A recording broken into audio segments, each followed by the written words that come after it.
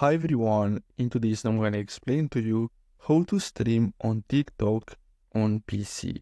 So what you're going to have to do is to simply open your browser and search for TikTok PC Live and click on this one here, the first link, which is Download Live Studio from TikTok.com, and then you're going to get redirected here.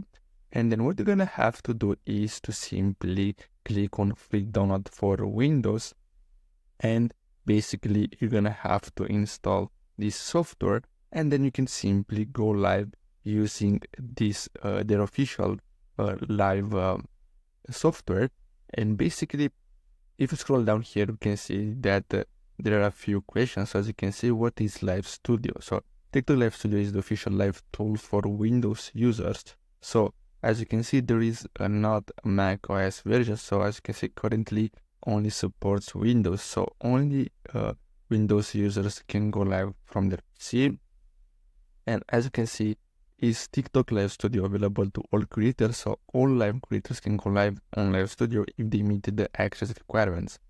Basically, we're gonna need to have 1,000 followers. As you can see, for creators in the US, gaming live creators, referring to those who have previously posted game-related short videos or went live with game-related content on TikTok, need a minimum of 1,000 followers. So if you have a TikTok account that posts gaming clips, you're gonna need to have only 1,000 followers. And for non-game creators, they need a minimum of 10,000 followers.